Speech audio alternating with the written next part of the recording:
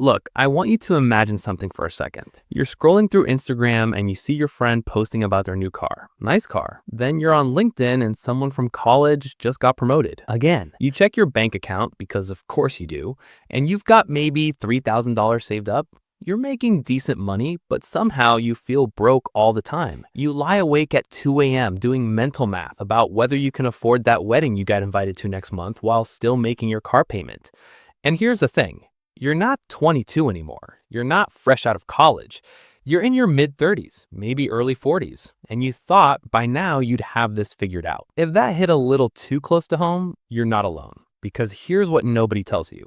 The age when money stress peaks isn't when you're broke in your 20s. It's not when you're retired. It's right in the middle, and it's absolutely brutal. My name is Dexon, and I spend way too much time thinking about why smart, hardworking people feel financially destroyed during what's supposed to be their peak earning years.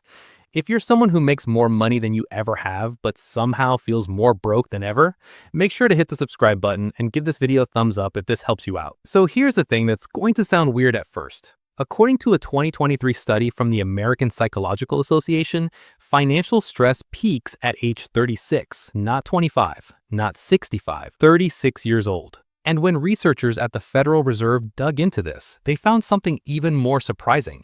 People aged 35 to 44 report higher levels of financial anxiety than any other age group, including people who are actually retired and living on fixed incomes. Let that sink in for a second. You're making more money than retired people, but you're more stressed about money than they are. Now, you might be thinking, okay, Dexon, that doesn't make sense. Shouldn't you be most stressed when you're young and broke or when you're old and not working? And look, I get it. That's what I thought too. But here's what most people don't realize. Being broke is stressful, but being broke while everyone expects you not to be broke, that's a completely different level of psychological torture. Let me break down the math here, because this is where it gets really interesting. Let's say you're 36 years old and you're making $75,000 a year. That's pretty close to the median household income in the US right now. After taxes, you're taking home maybe $56,000. That's about $4,600 a month. Sounds like decent money, right? Here's what's actually happening to that money. Your rent or mortgage, $1,800 a month, and that's conservative in most cities. Your car payment, $550. Car insurance, $150. Student loans, $400. Health insurance, $300. Groceries, $600. Gas, $200. Phone bill, $100, utilities, $150. We're already at $4,250, and we haven't even talked about going out to eat, streaming services, going to that wedding, buying birthday gifts, getting your car repaired, or, God forbid, trying to save money. But here's the thing that makes this age so brutal. You're not just dealing with your own expenses. This is the age where literally everything hits you at once. Here's what nobody prepares you for about your mid-30s to early 40s. It's not just one financial challenge. It's like 7 different financial emergencies all happening simultaneously. First, you've got student loans. The average person with a bachelor's degree has about $30,000 in student loan debt, and at current interest rates, that's around $300 to $400 a month. You've been paying this for over a decade, and it feels like the balance barely moves. Second, you're probably trying to buy a house or already have one. And if you bought in the last few years, you're paying a mortgage rate that's double what your parents paid. A $350,000 house at 7% interest means you're paying $2,300 a month just for the mortgage. And that's before property taxes, insurance, and maintenance. Third, and this is the one that destroys people, you're starting to have kids or already have them. The USDA estimates it costs about $310,000 to raise a child from birth to age 18. That's roughly $17,000 per year or $1,400 a month. Daycare alone in most cities runs $1,200 to $2,000 per kid per month. Fourth, your parents are getting older. About 25% of people in this age group are starting to provide some form of financial support to their aging parents. Maybe it's helping with medical bills, maybe it's contributing to their living expenses. But suddenly, you've got another mouth to feed financially. Fifth, everyone around you is getting married, having babies, celebrating milestones. You're invited to 3 weddings this summer. Each one is going to cost you at least $500 when you factor in the gift, travel, hotel, and outfit. That's $1,500 right there. Sixth, you're supposed to be saving for retirement. Every financial advisor tells you that your 30s and 40s are the critical years for retirement savings because of compound interest. You should be putting away 15 to 20% of your income. On $75,000, that's $11,000 to $15,000 a year. Where exactly is that coming from? And seventh, here's the kicker. You're supposed to have an emergency fund. 3 to 6 months of expenses sitting in a savings account. On our example budget, that's $13,500 to $27,000 just sitting there, untouched. Add all of this up, and here's what you get: the mathematical impossibility of modern middle-class life. Look, the math is bad enough, but the psychology is what really destroys people at this age. See, when you're 23 and broke, everybody knows you're supposed to be broke. There's no shame in it. You're eating ramen, you've got 3 roommates, you're figuring it out. Society gives you a pass. When you're 65 and retired, living modestly is expected. Nobody thinks less of you for budgeting carefully or skipping expensive vacations. But when you're 36, you're supposed to have it together. You're supposed to be successful. You're 10, maybe 15 years into your career. You should be thriving, except you're not. And that gap between where you are and where you think you should be, that's where the stress lives. A study from Bankrate found that 52% of people aged 35 to 44 say they lose sleep over financial concerns. That's more than half of this age group lying awake at night running the numbers over and over, trying to figure out how to make it all work. And here's what makes it worse. Social media. You're not just comparing yourself to your parents at your age anymore, which was already unrealistic because the economic conditions were completely different. No, you're comparing yourself to the highlight reel of every single person you went to high school with, every former colleague, every person you vaguely know who's posting about their promotion, their new house, their vacation to Bali. Your brain doesn't process those posts as select highlights from someone's life. It processes them as evidence that everyone else has figured out what you're struggling with. Now, you might be thinking, okay, Dexon, this is super depressing. Is there a point to this besides making me feel worse? Yeah, there absolutely is. Because once you understand what's actually happening, you can stop fighting the wrong battles. Here's what most people don't realize. The peak of financial stress at this age isn't because you're doing something wrong.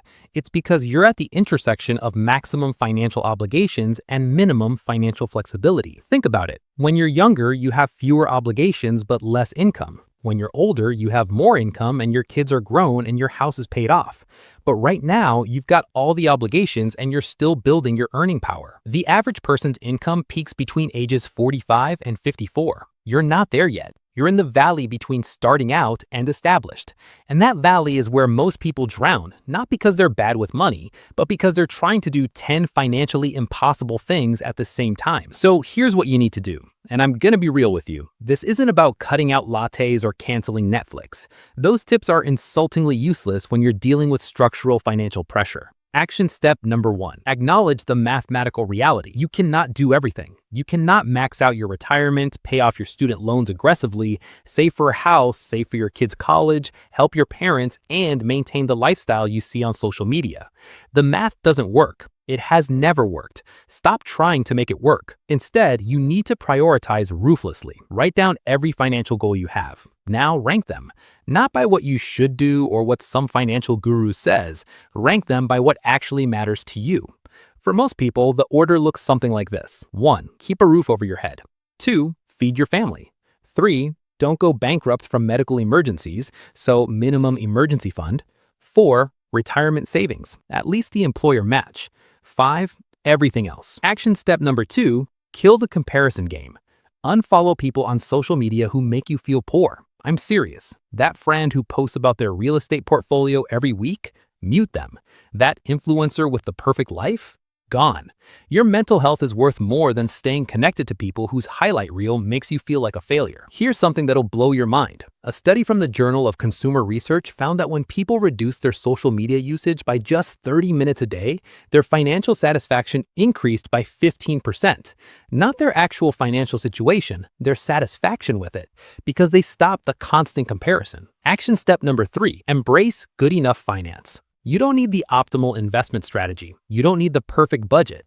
You need something you can actually stick to. Here's a framework that works for most people. 50% of your after-tax income goes to needs. housing, food, insurance, minimum debt payments. 30% goes to wants, going out, hobbies, travel. And 20% goes to savings and debt payments beyond minimums. Can you optimize beyond that? Sure. But most people fail because they try to implement some complicated system they read about instead of just doing something simple and sustainable. Action step number 4. Increase your income, not your lifestyle. Look, budgeting is important, but there's a limit to how much you can cut. There's no limit to how much you can earn. People at this age have something really valuable, about 10 years of career experience. That's enough to be genuinely good at something, but not so much that you're locked into one path. Update your resume, apply for new jobs, ask for a raise, start a side hustle. The average person who switches jobs gets a 10 to 20% salary increase. On $75,000, that's $7,500 to $15,000 more per year. That's real money. And here's the critical part. When you get that raise, don't inflate your lifestyle. Keep living like you did before and put that extra money directly toward your biggest financial stressor. For most people, that's either building an emergency fund or attacking high-interest debt. Step 5. Redefine what success looks like. Here's a truth that took me way too long to learn. Financial success at this age isn't having everything figured out. It's making progress while not going backwards.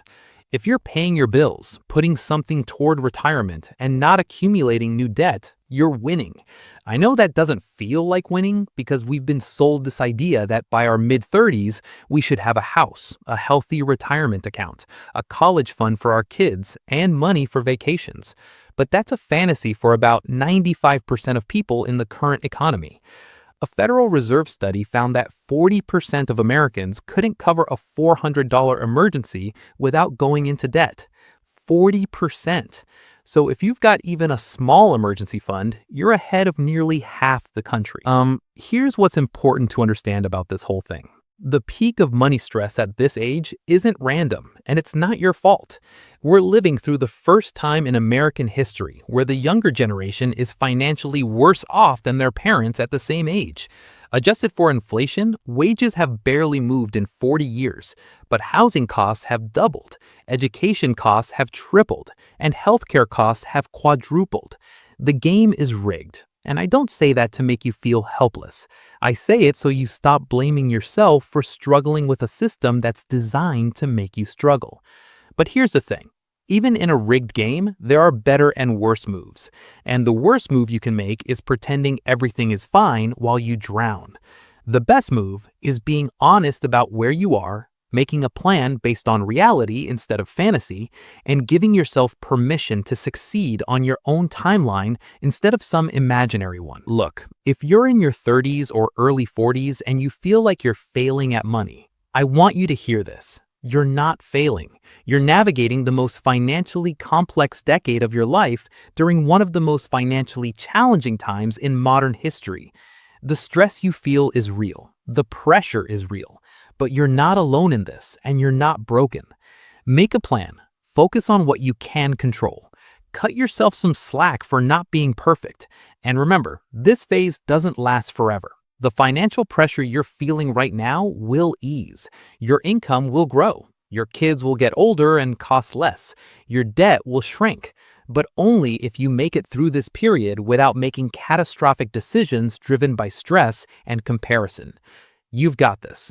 And if this video helped you feel a little less alone in the struggle, make sure you're subscribed because I make videos like this every week, breaking down the financial topics that actually matter to real people living real lives.